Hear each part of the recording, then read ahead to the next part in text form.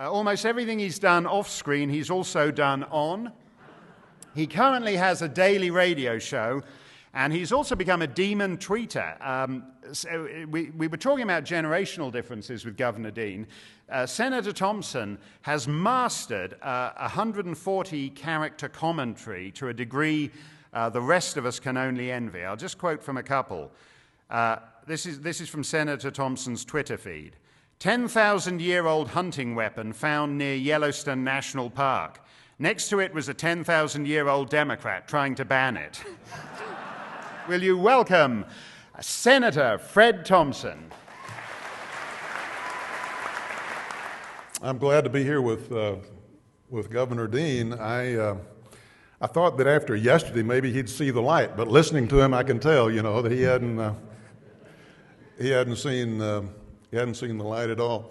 Here is my take. Howard had a very interesting backdrop to all of this, and I was thinking about it, and I've got one of my own. And it kind of puts, I think, this last election in context, which is, I think, a significant political event, but one significant political event in an array of events that must be put in a larger context.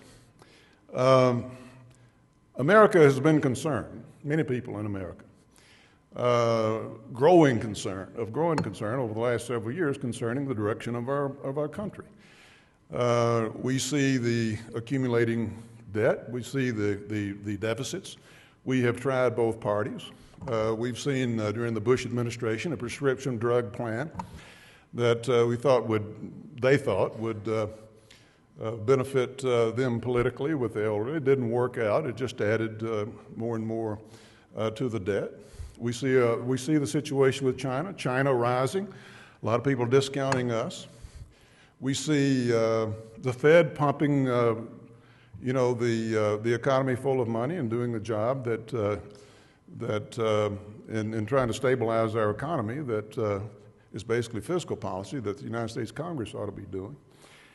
In other words, we see ourselves sliding as we continue to be more and more dependent on other sources of power and other powers in this world for our economic well-being. We continue to consume today based upon our ability to borrow tomorrow. And how other people in the world view us and view our stability, of course, is extremely important to us. In fact, if we ever lose that ability, one of those triggering events could happen. I mean, I think the backdrop for a lot of people in this country today, and they've been watching it over a long period of time. Many of us, when we ran for the United States Congress, talked about these things.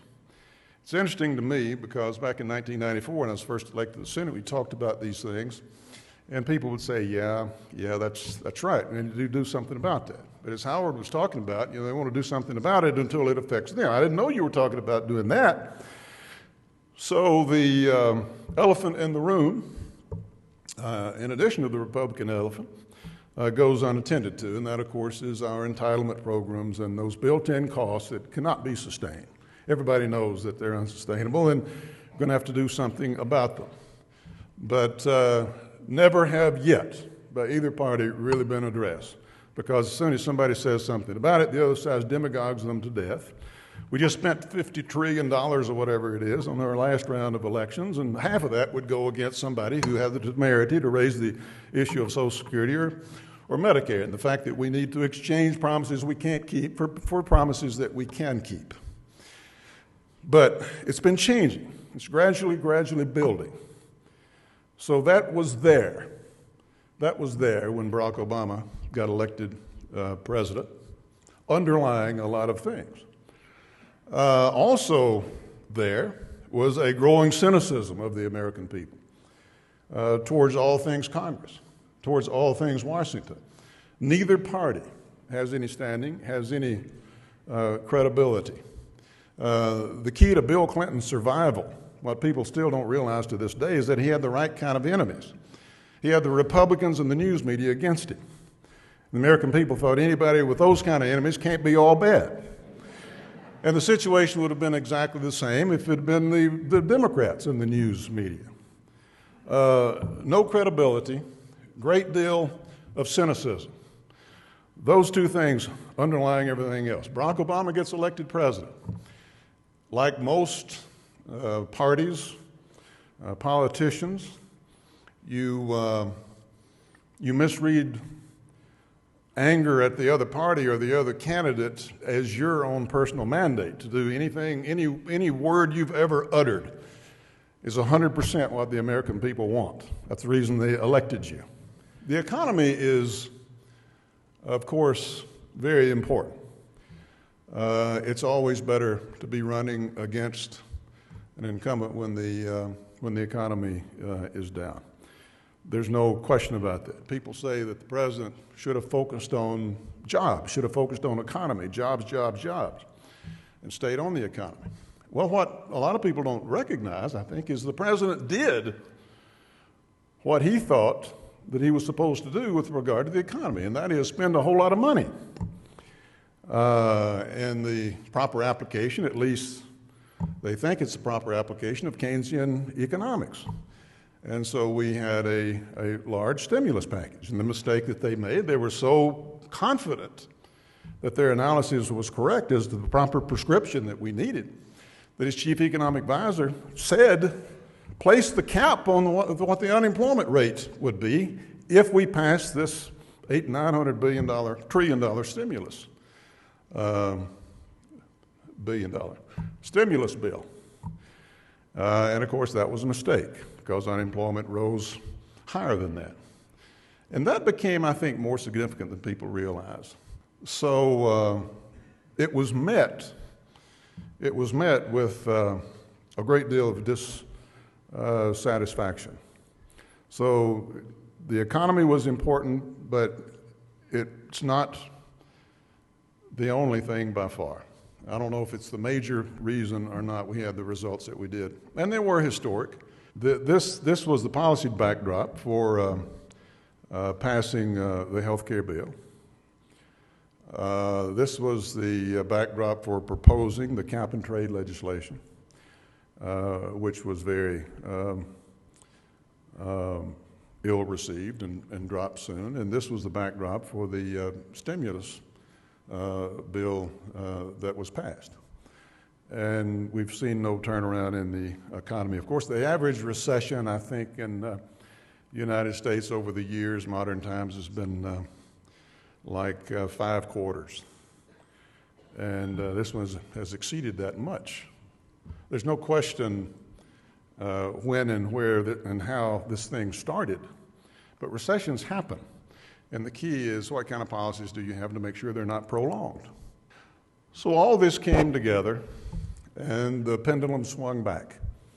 What does it mean in terms of policy? Probably gridlock for a couple of years. Can some things get done? Yes, certainly some things can get done if each side believes it inures to their political benefit. A fairly short list of things. Each side is totally schizophrenic. Obama has got his liberal base that's already upset and angry at him and will be if he makes any compromises. The Republican Party, of course, has got its right base who will be angry the same way if any compromises are made on anything. But I get back to the underlying problem. None of this stuff makes a whole lot of difference other than is it leading to a point where we can address the fact that we are bankrupting ourselves and making ourselves vulnerable. I've always thought it would take a Democratic president to take this initiative, and then it would be the responsibility of Republicans to meet that. If a Republican president starts that, you get the results that George Bush got when he started talking about Social Security. Well, you can say it's privatizing or not privatizing. For me, the idea of people being told that they need to set aside some money themselves as they go through life and not depend on Social Security is a good thing. But whether you agree with that or not, the conversation was nipped in the bud. And you heard it in this last campaign rally. And it's not just one side, it's either side. Demagogue the devil out of the other side if they bring up the one issue, the thing that's in danger of making us a second-rate nation and want to have a decent discussion about it.